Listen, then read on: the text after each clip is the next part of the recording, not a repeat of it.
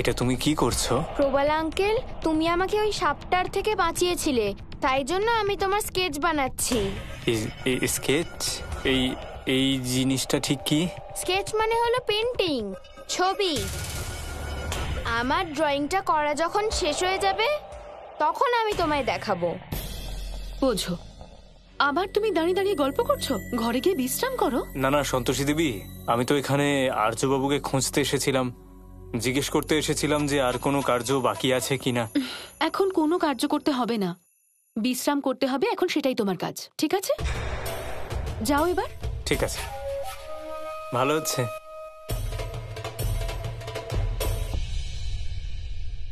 তুমি কি করছো? দেখো আন্টি, আমি প্রবাল আঙ্কেলের স্কেচ বানাচ্ছি। যখন এটা হয়ে যাবে তখন আমি তোমাদের দেখাবো। ঠিক আছে, এরকমই প্র্যাকটিস করতে থাকো। আমি তোমার আঙ্কেলকে কফি দিয়ে আসছি।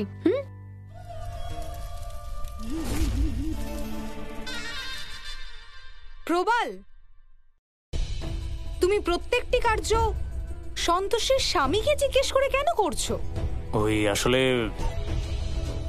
আমি এই কারণেই করছি এগুলো, যাতে আর্যকে কোনো একটা অজুহাতে বাইরে নিয়ে গিয়ে রোদ্দুরে আমি ওকে বধ করে দিতে পারি। কিন্তু প্রত্যেকবার এরকম করলে ও তোমাকে সন্দেহ করা শুরু করবে। তাই তুমি এমন কিছু করো যাতে ও স্বয়ং বাইরে আসে। ঠিকই বলেছো তুমি মন, তুমি যা বলবে আমি তাই করব।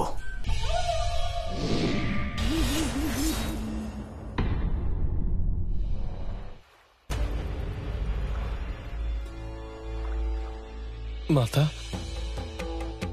কি হলো মাতার? উনি এখনো যক্ষলোক থেকে ফিরলেন না কেন?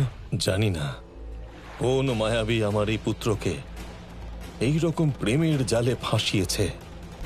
আমাকে শীঘ্রই কোনো উপায় ভাবতে হবে।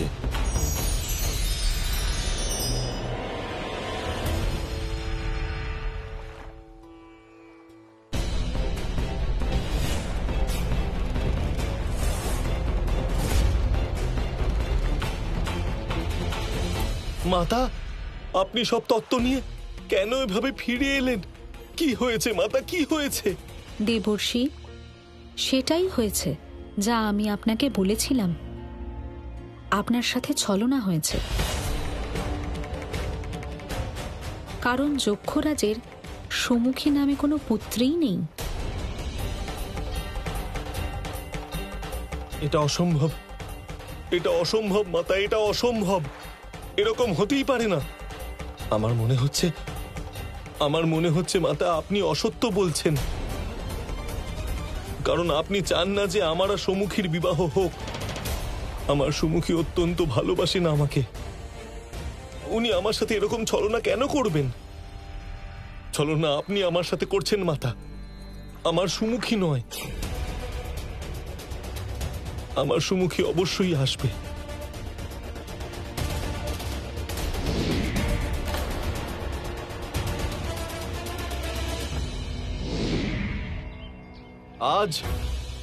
আজ আমি একটা শপথ করছি, আমি নিজেকে এই কক্ষে বন্দী করে রাখছি। আমি ততক্ষণ বন্দী থাকব যতক্ষণ না আমার প্রিয়তমা সুমুখী স্বয়ং এখানে এসে এই কক্ষের দরজা খুলছে।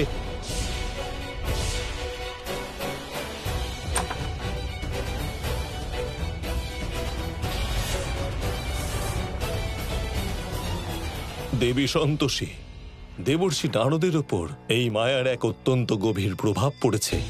আপনি সত্য বলছেন ব্রহ্মদেব, আমাদের শীঘ্রই এই ষড়যন্ত্রকে খণ্ডিত করতে হবে।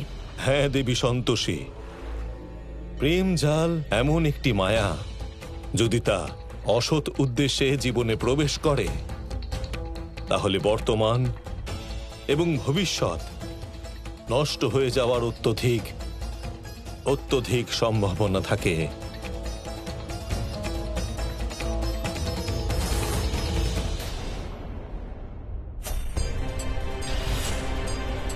এটা আপনি কি বলছেন দেবী?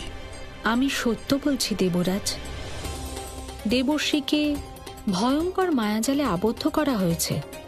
আর প্রশ্ন এখন এটাই যে যদি যক্ষরাজের কোনো পুত্রই না থাকে তাহলে দেবী পৌলমী এটা কেন বললেন যে সুমুখী ওনার সখী? সেটা কি এই জন্য যে উনি সুমুখীকে দিয়ে দেবর্ষীকে বিভ্রান্ত করতে পারেন?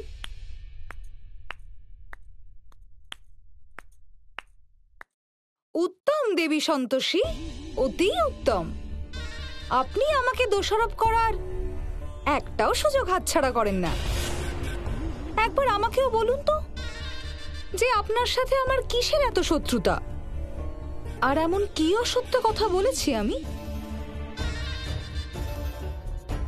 দেবরাজ, আমি এটা স্বীকার করছি, সুমুখী আমার সখী হয়। কিন্তু যক্ষরাজের সুমুখী নামের কোনো পুত্রই নেই। কিন্তু আমি কখন বললাম যে যক্ষরাজের কোনো পুত্রী আমার সখী হয়? যদি দেবর্ষী নারদ মিথ্যে কথা বলেন, সেক্ষেত্রে আমার কি দোষ? আসল কথা তো এটাই দেবরাজ, যে দেবী সন্তোষী সর্বদা আমার সাথে প্রতিযোগিতা করতে চান। সেই জন্য উনি যে কোনো সমস্যা হলেই আমাকেই অপরাধী মনে করেন। ওনাকে জিজ্ঞেস করুন যে উনি কি আমার এই অপরাধ প্রমাণ করতে পারবেন। দেবী সন্তোষী, কোনো প্রমাণ ছাড়া আপনি দেবী পৌলমীকে কোনো দোষ দিতে পারেন না। প্রথমে আপনি প্রমাণ নিয়ে আসুন, তারপর আপনি অভিযোগ করবেন। যদি তাই হয় দেবরাজ, তাহলে আমি আপনার সম্মুখে প্রমাণ সহই উপস্থিত হব।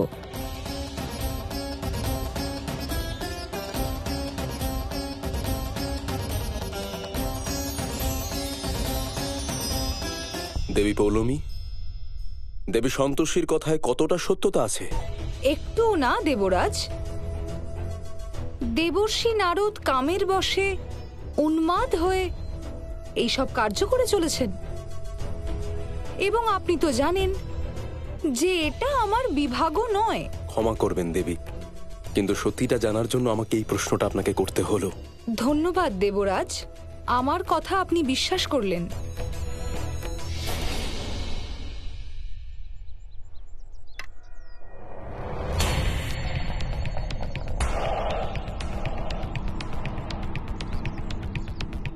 আর্যবাবু যদি আমায় এত কার্য করতে দেখে নেন, তাহলে উনি এখানে নিশ্চয়ই আসবেন।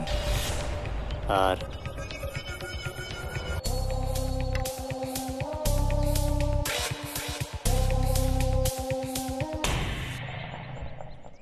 প্রবাল, তুমি আবার কাজ করছো? যদি এত বেশি কাজ করতে থাকো তাহলে তুমি সুস্থ হবে কি করে? শরীরকেও একটু বিশ্রাম দিতে হয়, বুঝেছো? যাও, নিজের ঘরে চলে যাও, কিছু খেয়ে নিয়ে ওষুধ খেয়ে বিশ্রাম করো।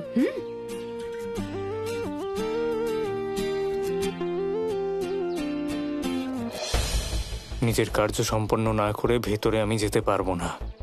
শীঘ্রই আমায় কিছু একটা করতে হবে। সন্তোষী দেবী, আমি বলছিলাম যে ভেতরে আমার দম বন্ধ লাগে, তাই আমি এখানেই থাকবো। আপনি দয়া করে ভোজনটা এখানেই দিয়ে দেবেন আমায়। কিন্তু প্রবাল, আপনি আমার কথাটা শুনুন না। ভেতরে থাকলে আমার অসুস্থ লাগে। তোমাকে কেউ বোঝাতে পারবে না, আমিও না। ঠিক আছে, এখানেই বসো, আমি তোমার খাবার এখানেই পাঠিয়ে দিচ্ছি। ঠিক আছে।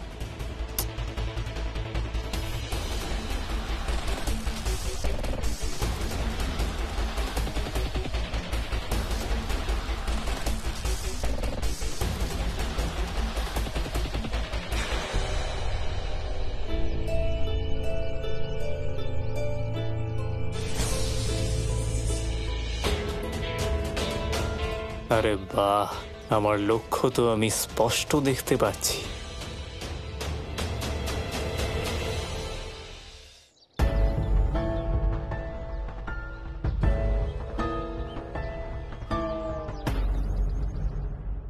প্রবাল, এই মুহূর্তে সূর্যদেব অন্যদিকে আছেন,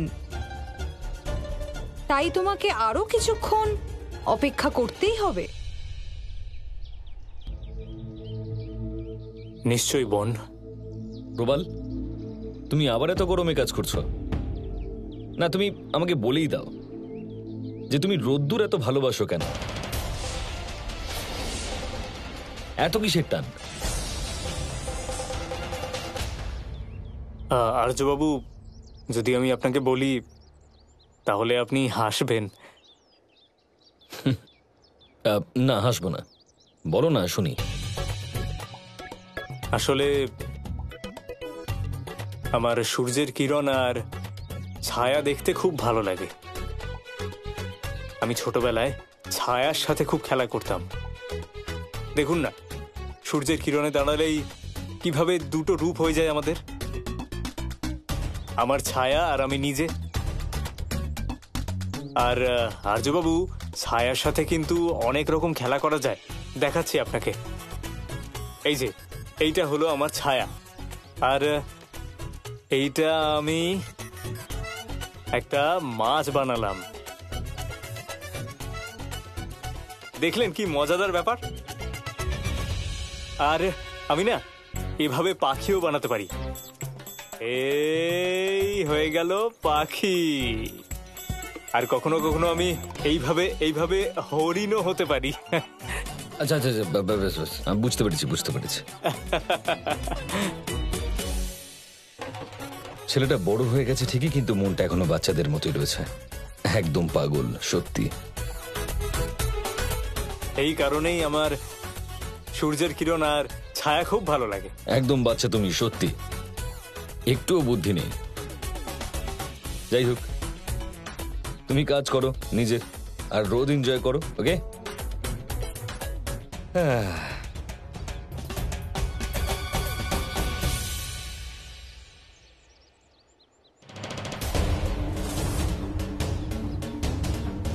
এখনো সূর্যদেব ওই স্থানেই রয়েছেন, তাই আমাকে আরো কিছুক্ষণ অপেক্ষা করতে হবে।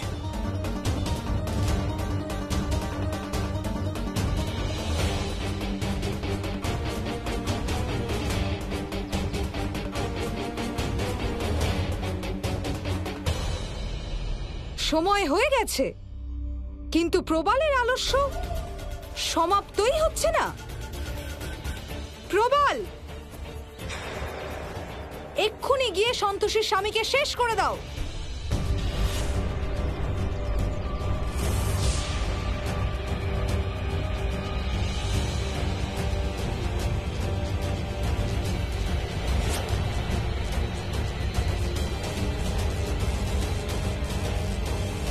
হ্যাঁ বোন, আমি এক্ষুনি আমার কার্য সম্পন্ন করব।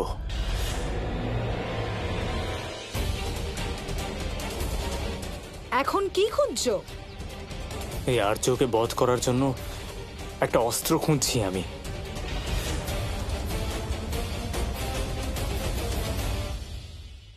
আন্টি, আমার আঁকা কমপ্লিট হয়ে গেছে। আচ্ছা, কই দেখাও।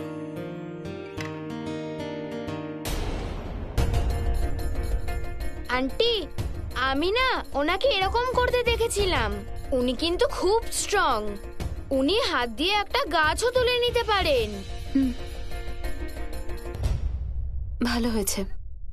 মর্তলোকে গিয়ে তোমার কি বাহুর শক্তি সমাপ্ত হয়ে গেছে? না তো। প্রবাল, তোমার কি নিজের ওপর কোনো বিশ্বাস নেই? আমি তোমাকে এক্ষুনি প্রমাণ করে দিচ্ছি।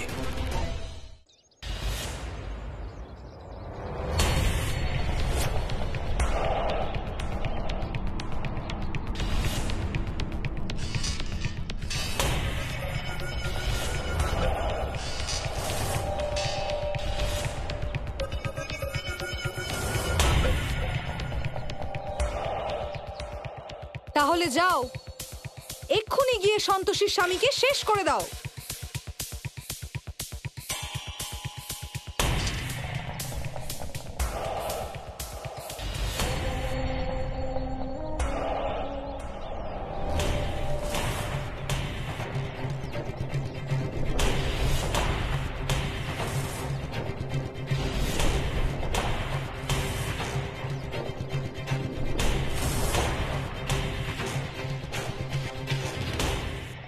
ওই আর্যর কোনো ধারণাই নেই যে ওর মৃত্যু নিঃশব্দে ওর দিকে এগিয়ে চলেছে।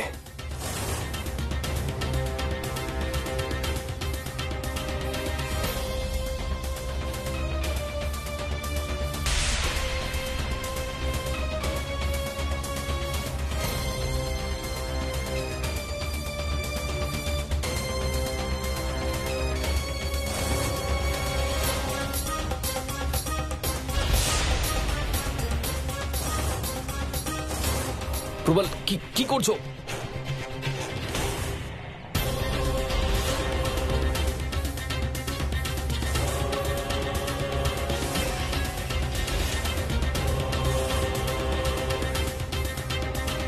আর্য, তোমার জীবন আজ এক্ষুনি সমাপ্ত হয়ে যাবে।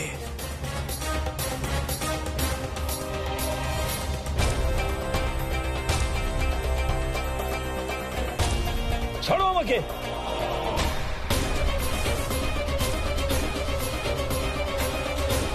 প্রবাল, আর্য স্যারের সাথে কি করছো? ছাড়ো ওনাকে। প্রবাল, আমি তোমার সাথে কথা বলছি। প্রবাল, আর্য স্যারকে ছাড়ো। আমি বললাম না, আর্য স্যারকে ছাড়ো। প্রবাল, ছাড়ো আমাকে। প্রবাল, আমি যদি শীঘ্রই কিছু না করি তাহলে পুরো রহস্য ফাঁস হয়ে যাবে।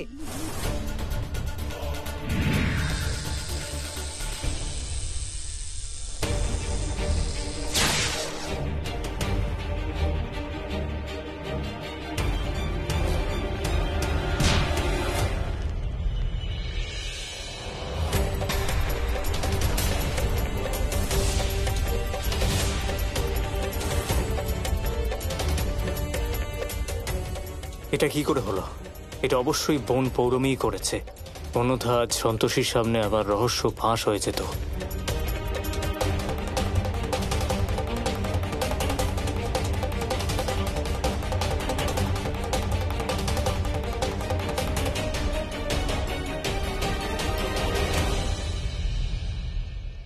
আশ্চর্য, তুমি ওপর থেকে যখন টপটা পড়ছিল তখনই বলতে পারতে। গাজোয়ারি করার কি দরকার ছিল? যার যেটা ক্ষমতা সে তো সেটাই প্রয়োগ করবে। সে যাই হোক, তুমি শক্তি প্রয়োগ করে আমার প্রাণ বাঁচিয়েছো। Thank you. ধন্যবাদ। এই সেবকের মুখের ভঙ্গিমা এরকম অদ্ভুত লাগছে কেন? কিছুক্ষণ আগেই আমার মনে হলো যে ও সন্তোষীর স্বামীর উপর প্রহার করতে চলেছে, আর পরের মুহূর্তেই দেখলাম ও ওকে রক্ষা করলো। আমাকে এটা জানতেই হবে, এই সেবক আসলে কে? ভাগ্যিস তুমি সঠিক সময় এসে আর্য স্যারকে বাঁচিয়ে নিলে। যদি তুমি সময় মতো না আসতে তাহলে কে জানে কি হয়েছে। তো তুমি খুব ভালো। আমাদের অনেক সৌভাগ্য যে তুমি আমাদের জীবনে এসেছো।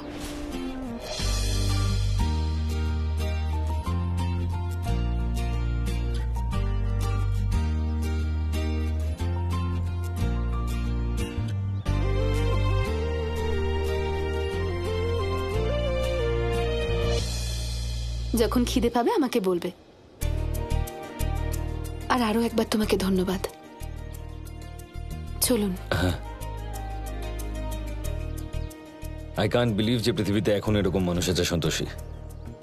ঠিক বলেছেন আপনি, খুব ভালো মানুষও।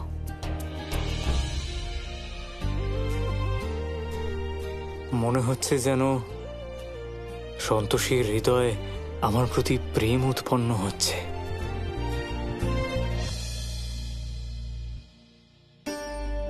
দেবর্ষি, আপনার এই কার্যে সমস্ত দেবলোক চিন্তিত হয়ে পড়েছে। দয়া করে কক্ষের বাইরে আসুন আর সুমুখীকে এখানে নিয়ে আসুন। আমরা আপনার বিবাহ সুমুখীর সাথে অবশ্যই করাবো। দেবর্ষি নারদ, যখন আমি আপনার বিবাহের অনুমতি দিয়ে দিয়েছি এবং দেবী সন্তোষী আমার পক্ষ থেকে শপথ করেছেন, তারপরেও আপনি এভাবে নিজেকে বন্দী বানিয়ে রেখেছেন কেন? দেবী সন্তোষী, আমার মনে হচ্ছে যে দেবর্ষি নারদের অনশন ভঙ্গের জন্য আমাদের আরো প্রয়াস করতে হবে। তাছাড়াও এই কাজের জন্য আমি ত্রিদেবীকেও আসার আমন্ত্রণ জানিয়েছি।